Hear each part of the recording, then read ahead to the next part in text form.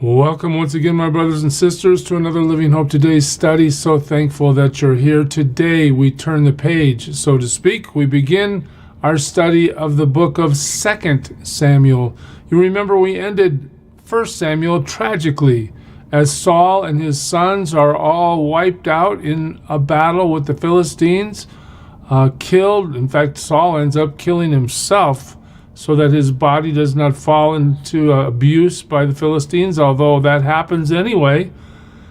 His people come and rescue him from that. They cremate him. They now have a leaderless nation. There's no king. And as 2 Samuel begins, we start to see God now empowering the transition that will eventually put David on the throne. And as we begin so, we look today at the text, and we see that first things to happen here is the recounting of Saul's death. After the death of Saul, David returned from defeating the Amalekites and stayed in Ziklag 2 days. You recall, I hope, that David has been defending the town that he lives in successfully against the Amalekites. So the contrast continues, where Saul is experiencing total defeat and death. David experiences total victory and the restoration of life. All right, on verse 2 it says, "On the third day a man arrived from Saul's camp with his clothes torn and with dust on his head. When he came to David, he fell to the ground to pay him honor." Again, David is portrayed as one worthy of honor. "Where have you come from?" David asked him, and he answered, "I have come from the Israelite camp." So the servant is saying he's been to the battlefield, basically.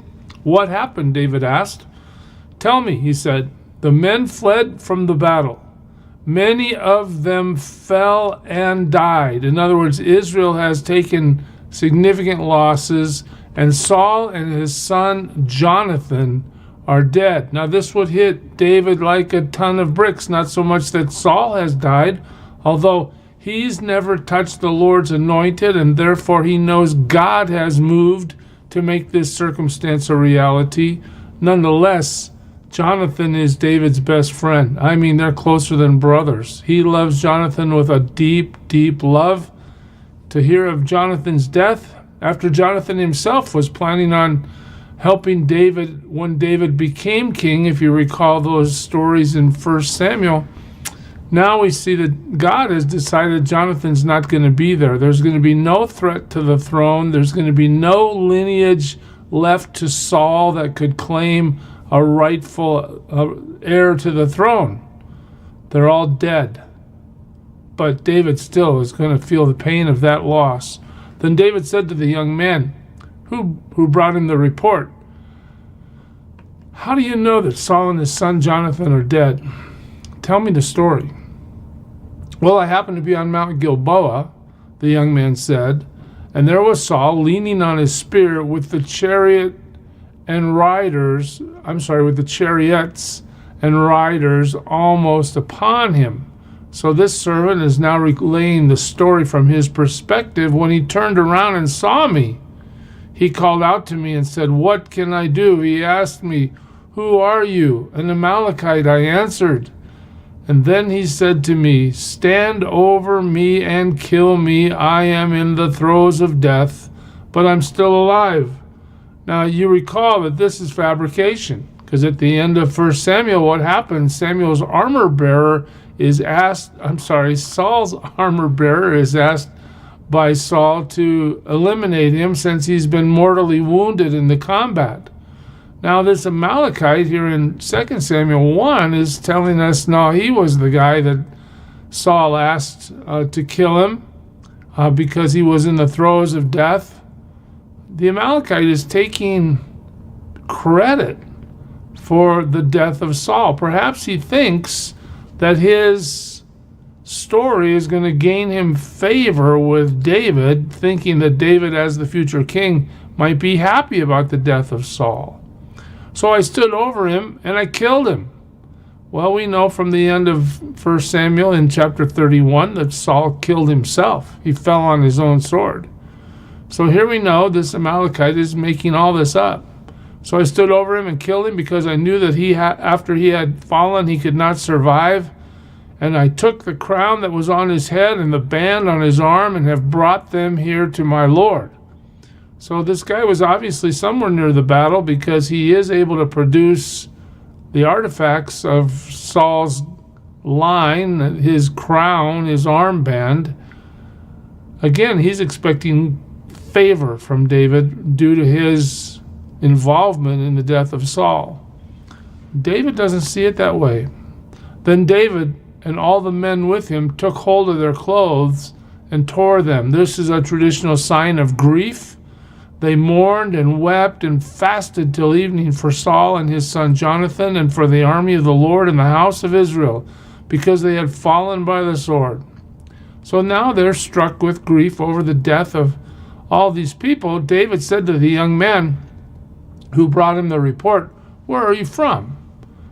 He said, "I am the son of an alien, an Amalekite," he answered. Okay. David asked him, "Why were you not afraid to lift your hand to destroy the Lord's anointed?" Things are taking a shift. You're standing before me telling me that you are the one that killed Saul, even if he requested it. Why did you think it's appropriate for you to kill the one that God has installed as king? David has power. David has never himself taken the role of destroying the king on himself. He always has depended on God, God's timing, God's will. He's waiting for God to move. He knows he's anointed as king, but he's had two experiences where he could have easily killed Saul himself, and he refused to do it. Now this Amalekite shows up and says, "Well, I did it." Then David called one of his men and said, "Go, strike him down." What's the punishment for striking down the Lord's anointed? It's capital punishment. It's death. So he struck him down and he died. End of that guy. For David had said to him, "Your blood be on your own head. Your mouth testified against you when you said, 'I killed the Lord's anointed.'"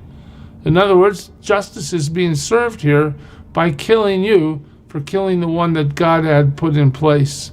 David took up this lament concerning Saul and his son Jonathan. Now we hear from the heart of David. And he ordered that the men of Judah be taught this lament of the bow. It is written in the book of Jashar. "Your glory, O Israel, lies slain on your heights. How the mighty have fallen. Tell it not in Gath." Remember, Gath is a Philistine city, not far from where David is living in Ziklag. "Proclaim it not in the streets of Ashkelon," again another Philistine city. "Lest the daughters of the Philistines be glad, lest the daughters of the uncircumcised rejoice." So in his lament, David says, I don't want the word of the victory over Saul to be celebrated among the Philistines, because they're going to rejoice and think that their God is more powerful than our God. "O mountains of Gilboa, may you have neither dew nor rain nor fields that yield offerings of grain, for there the shield of the mighty was defiled. The shield of Saul no longer rubbed with oil." He curses the ground, the region where Saul was killed in battle. "From the blood of the slain, from the flesh of the mighty, the bow of Jonathan did not turn back, the sword of Saul did not return unsatisfied." Saul and Jonathan, in life they were loved and gracious. Now, doesn't that make you pause right there? David, don't you remember, this is the guy that's been throwing his spear at you, that's been hunting you down like you're some sort of animal, chasing you through the desert, chasing you through the caves and the wilderness. And now you're proclaiming that in life he was gracious? Wow. Well, what does that tell you? David obviously counts God's move in somebody's life higher than the character that that person exhibits. Right? David obviously understands that Saul was mean to him. But nonetheless, in honor of the position that God placed Saul in, David honors him. And in death they were not parted. They were swifter than eagles. They were stronger than lions. David's heaping praise on them. O daughters of Israel, weep for Saul, who clothed you in scarlet and finery, who adorned your garments with ornaments of gold. David is taking the position that the loss of Saul is a tragedy. And we would expect in humanness to think that the loss of Saul to David would be a victory. But no, he's admonishing the people to weep and mourn over the death of the one that the Lord appointed. It's not necessarily based in Saul's character as much as it is based in the fact that God had a servant that was slain. How the mighty have fallen in battle. And then David turns his heart to Jonathan. Jonathan lies slain on your heights. I grieve for you, Jonathan, my brother. You were very dear to me. Your love for me was wonderful, more wonderful than that of women. Listen, a lot of people would point to this verse and say, wow, that's proof that David's having some sort of homosexual relationship with Jonathan. But it's nothing like that. These two guys were extremely close because they had suffered at the hands of Saul together. You can read about it in 1 Samuel. They helped each other. They had that warrior spirit, both of them. Jonathan conquering as he climbs up the cliff to surprise attack the Philistines, David conquering wherever he went. They were willing to risk their lives to do what God wanted them to do. There was a bond there that was strictly platonic. There's nothing in Scripture that would point us in another direction. But nonetheless, there's a bond here that's closer than a brother. And David's feeling the loss of Jonathan tremendously. How the mighty have fallen. The weapons of war have perished. David knows that all the support he got from Jonathan is over. Now he's going to follow the Lord as the Lord will lead him into the throne room. It will become obvious that David is God's choice. There's going to be some political maneuvering, but in the end, God will establish David's throne, not just in 2 Samuel, but forevermore. We'll explore that as we go from here. God bless you, church. Serve him well today. Who is it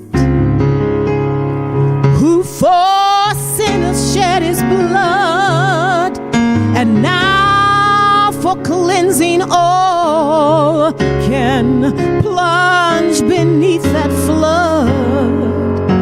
It's Jesus.